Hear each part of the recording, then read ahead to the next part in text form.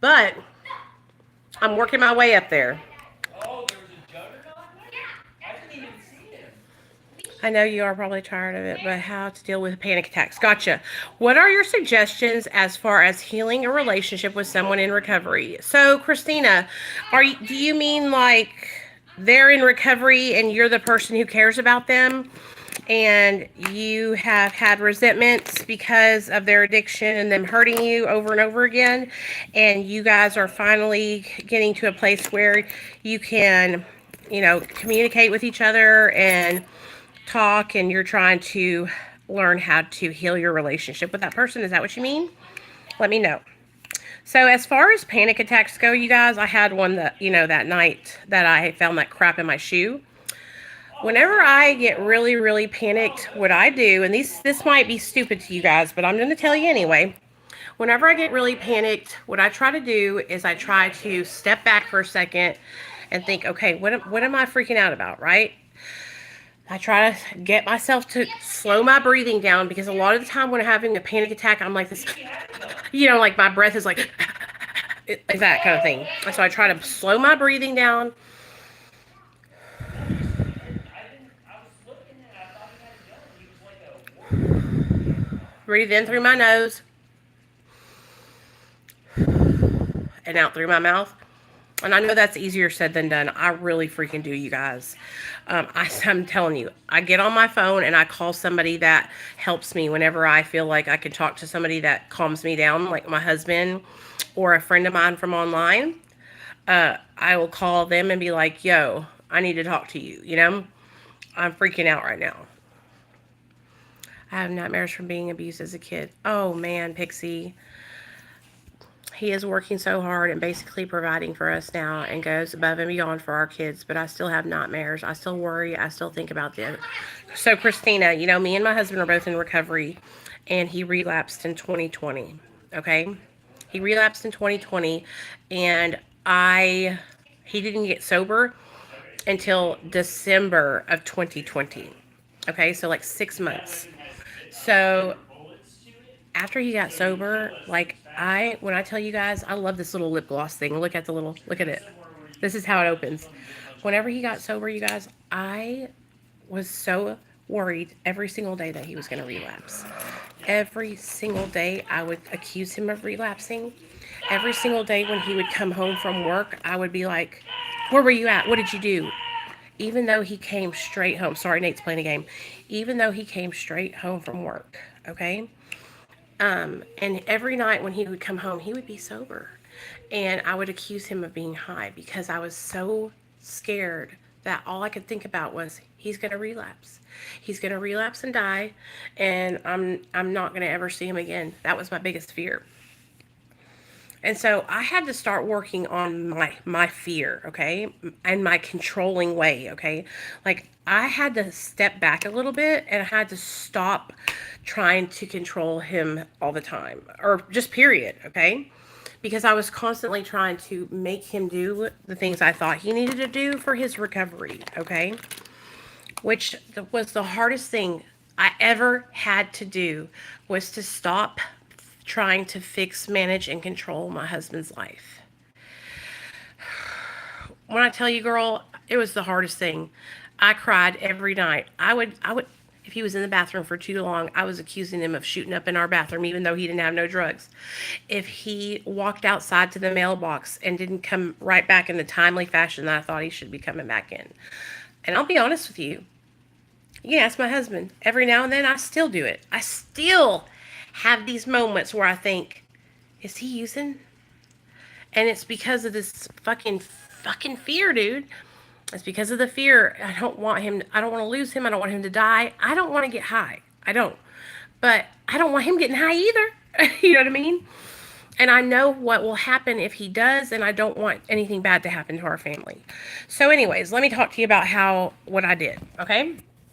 So I have a friend, her name is Anne. She actually makes YouTube videos too. She's an older lady. And we were on the phone. We were on one of our girls' meetings. So I used to do this thing where we would call each other on video chat. Me and Misty and Anne and my friend Cindy Briggs, Aaron, a bunch of you guys know, y'all were there.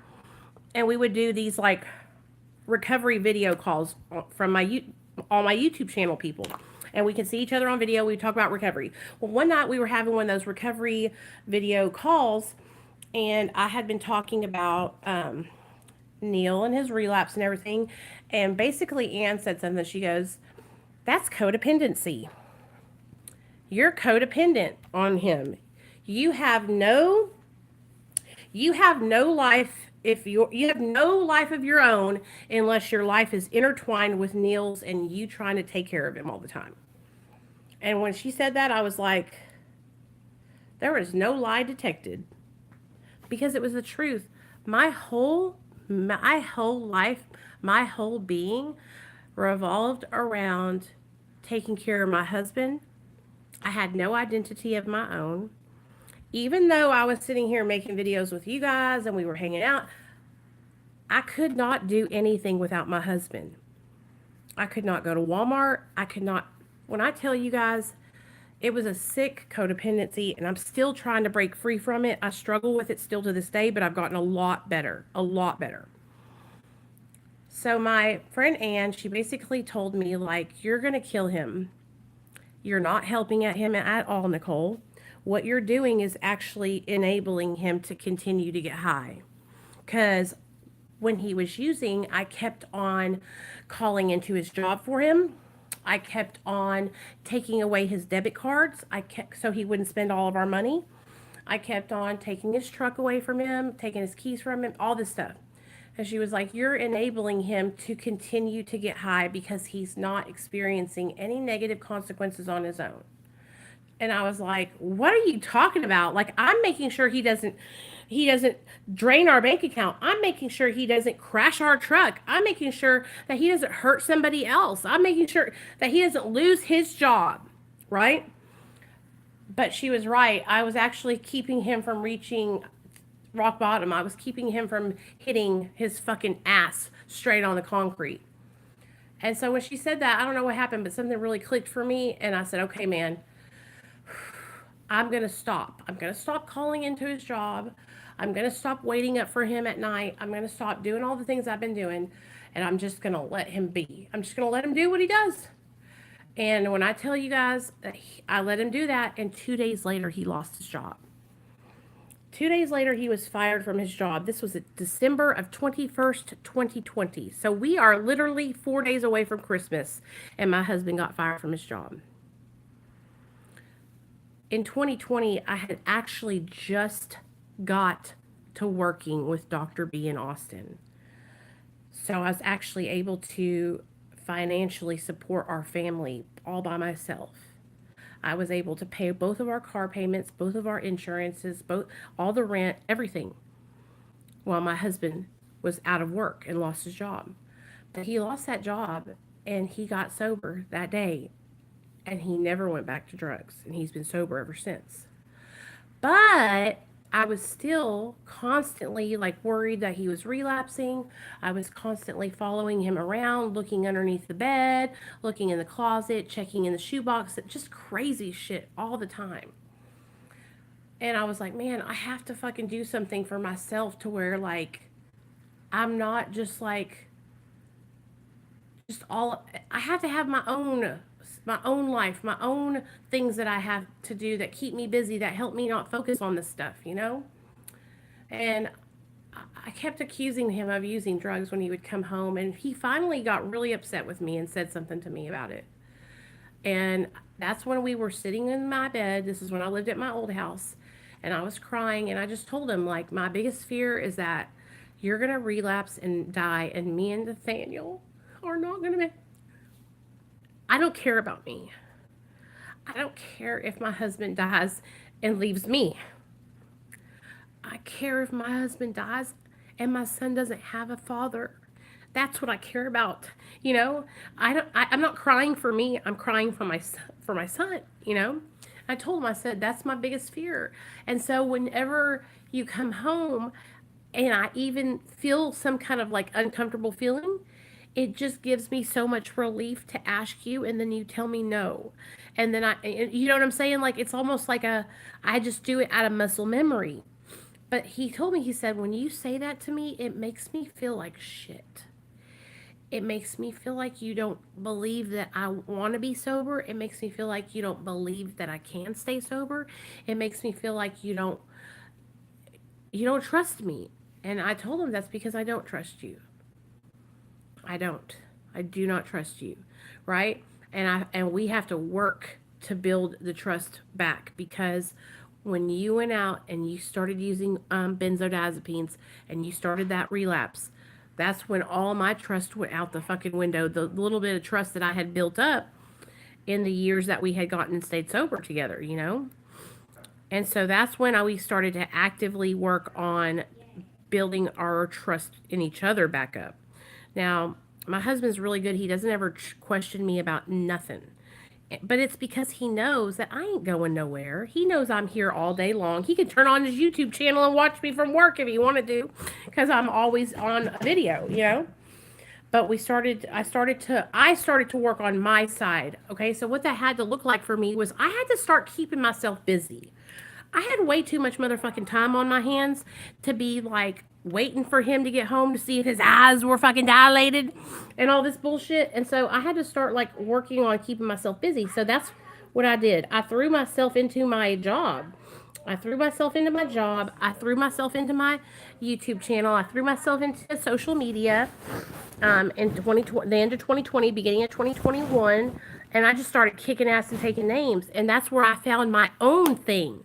And I started working harder on doing things for the people that reach out to me for help. I started working harder on working with with Dr. B and helping people with their Suboxone inductions. I poured myself into helping people and into my job. And that helped me to have an identity separate from being my husband's wife and doing all the things I do for him. It's the best thing that ever happened to me, honestly, is getting my job working with Dr. B and them, because it helped me to be my own person, you know? And this is totally normal. If you're somebody who is in a codependent relationship like I am, and you have used with your significant other, like, don't feel bad. Don't be embarrassed. It's totally freaking happens. It's totally normal what happens. You know, like a lot of us go through this. And so that's what I had to do. I had to find something to pour myself into to build me, right? Now, how do I heal the relationship? Me and my husband communicate. Listen to me when I tell you all this, okay? I have to brag about this. Okay, I have to brag.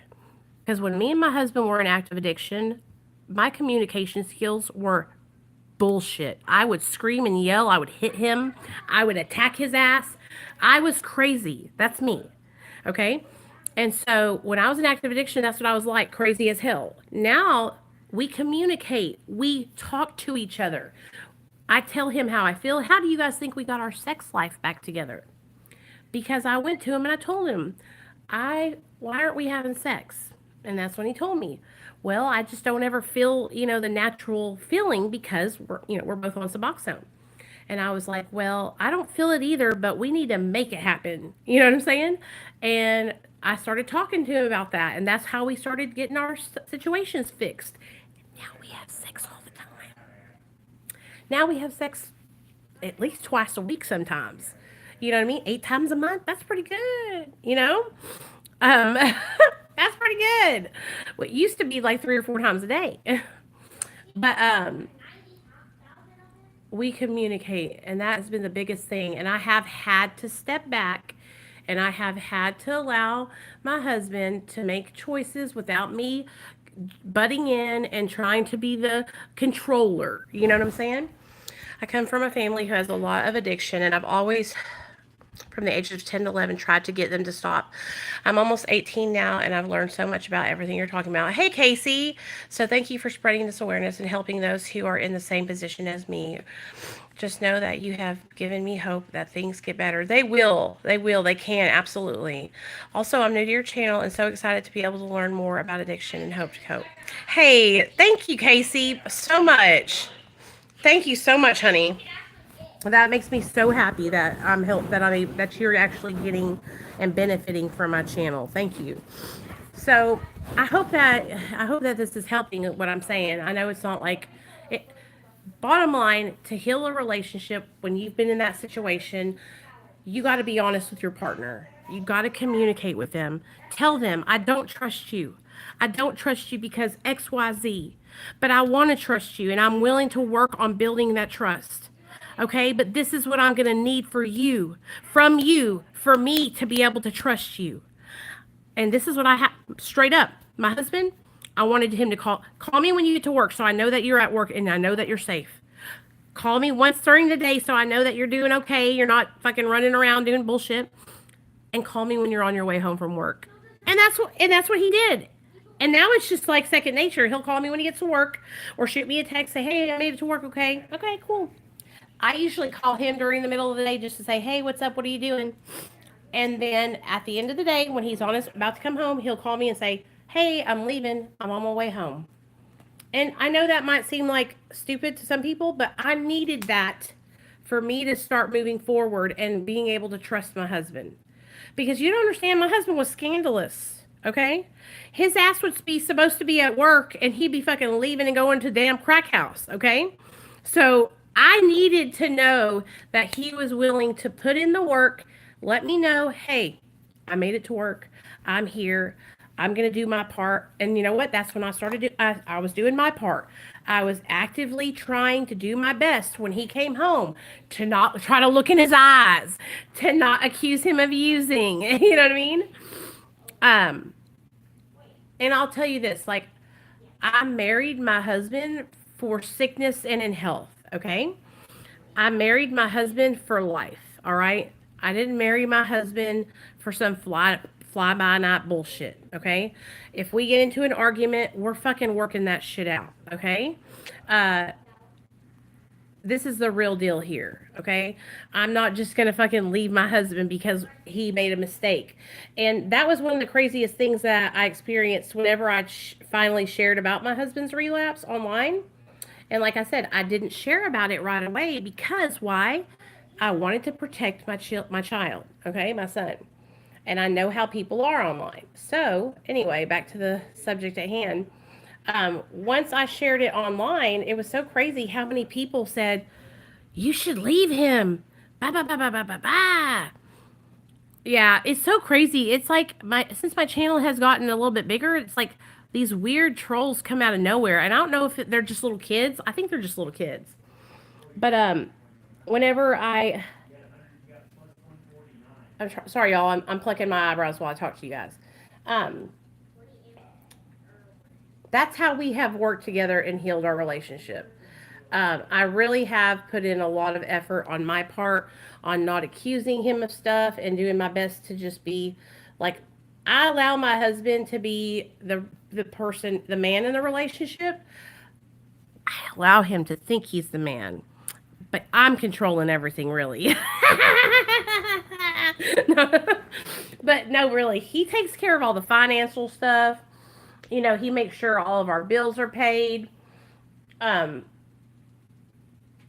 and I do the supporting. I support him, you know, I support him emotionally and I lift him up. I'm constantly letting him know how much I love him, how much of a good man he is, how proud I am of him that he is staying sober. I think it's so important, you guys, to let your partner know, like, I see the change in you.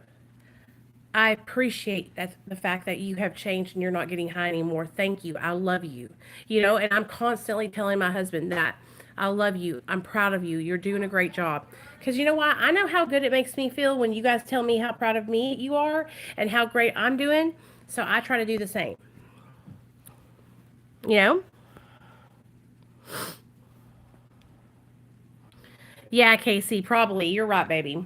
So I hope that helped a little bit with healing with your significant other.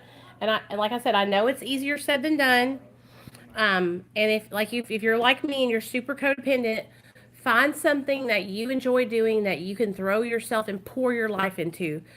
I pour my life into you guys, and I pour my life into my son. Me and my little boy have been working on his studies. He's in tutoring now. He's making really good grades. I have been making sure that I'm doing more things with my subscribers and my people on TikTok, so that way you guys know I'm here for the long haul. I'm not going anywhere. I've been making videos for like 5 years, 6 years now, and honey, we're gonna go another 6. Okay, and so that has helped me so much. It's helped me to stay straight. It's helped me to not focus on, my insecurity and my issues that I have, like being insecure about my husband relapsing, and that has helped me. So I think it'll help you too. Now let's get back to Pixie's panic attacks. So I think it's really important to learn how to breathe. Okay, like to learn how to breathe, slow your breathing down. Focus on that, okay? Now, I know sometimes we don't know when panic attacks are going to come on, but some people, they know, like, going into a certain situation is going to, like, exasperate that.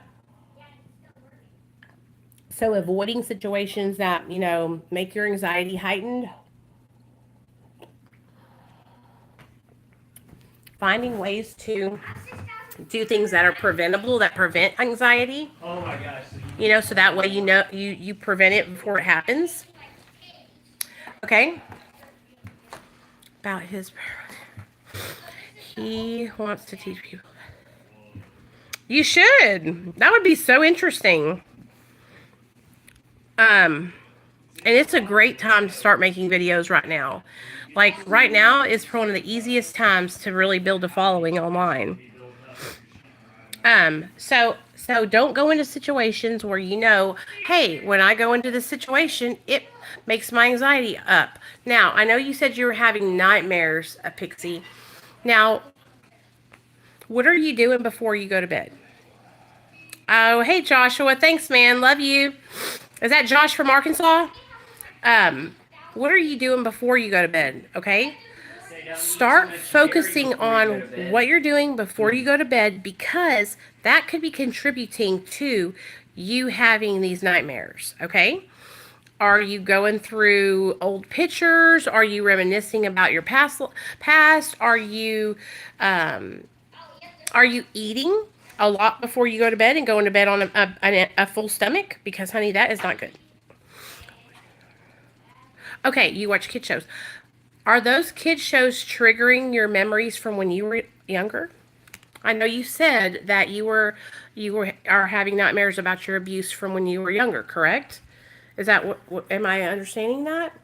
And if you're watching kid shows, maybe it's subconsciously triggering something that's taking you back to that time when you were younger. So maybe find a show that's more, more nowadays, I guess. I don't know. Okay. You know what I like watching before I go to bed? I love watching Married with Children. It helps me so much. I watch Married with Children. I watch Family Matters. And yeah, those two shows. Girl, you better get to sleep. You should try one of these. I have a whole bunch of them, y'all. They're melatonin vapes. I'm brushing my teeth, honey. My husband was just puffing on one earlier. You puff on it like 6 or 7 times before you go to bed, and it's supposed to help you sleep. I mean, I think it calms you down for sure. It calms you down for sure. I know. Will you resend me your address, Pixie? Because I forgot, honestly. I'm the worst about that, okay? You got to keep on me, okay?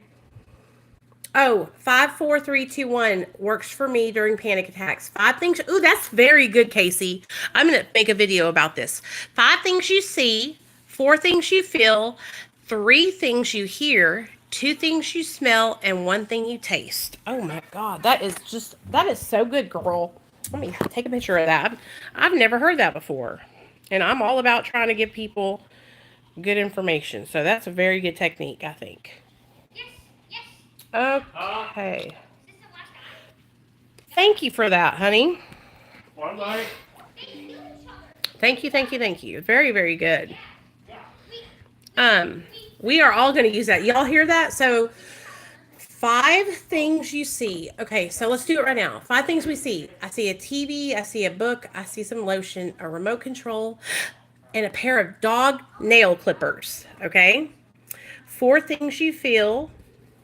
I feel my bed, the softness. I feel relaxed, and I feel my feet on the ground. 3 things you hear: my husband and my son, the video game, and and Nathaniel saying, "Oh!" 2 things you smell: my hair, and my dog. I just washed him. He smells like my perfume. And 1 thing you taste: my toothpaste in my mouth. So that's a really good one. Thank you for that. That's a good one. Tea lights with some candles. That's good. Tea and light some candles. So, oh, I wanted to update you guys about my teeth real fast. So, see these 2 teeth? They're going to get taken out March 3rd. So say a prayer for me, okay? But I'm so excited. I cannot wait. I'm happy to get them out because they've been driving me crazy.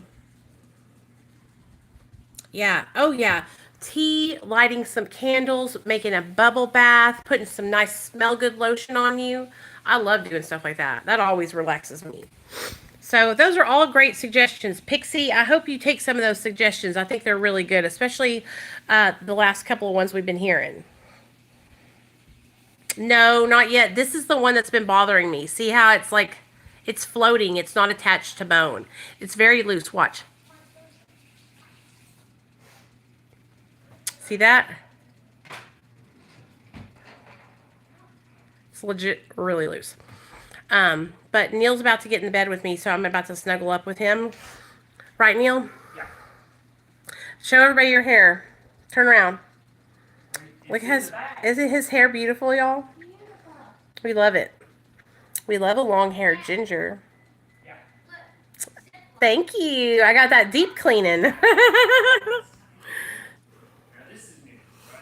Yeah, you know what? Spraying some of that lavender stuff on your pillow, you guys. Lavender is supposed to calm you down at night. Okay? These melatonin vapes are lavender and chamomile. So that's a very calming scent. So anyway, I'm going to edit this video, you guys, and get rid of the first part of it where I was talking about all that DV stuff and just cut it down to what we were talking about. But I really enjoyed hanging out with you guys. I just wanted to pop on and I wanted to tell you guys my YouTube channel is where everything began for me. So I really want you guys to hear me when I say this. I will never leave my YouTube people, okay? You guys have helped me to get to where I am today. You guys are the reason why I have my job. You guys are the reason why I'm getting more opportunities. You guys have helped build me up to where I am today. And I will always be indebted to you guys, my YouTube people, because you guys helped me to grow to where I am today. Okay? Okay. All right. Good night, my loves. I'll see y'all tomorrow. Tomorrow night, listen up, 6:30 Central, me and Sean will be live, and he's going to share the second part of his story. Okay? Thank you, Trailer Trash. Love you, girl. I love you. And I love you guys. I'll see y'all tomorrow night, 6:30 Central Standard Time. Me and Sean will be live. And then if y'all want to come up and share after he finishes sharing the second part of his story, y'all can come up and share because I'll be on StreamYards, okay? All right. Good night, y'all.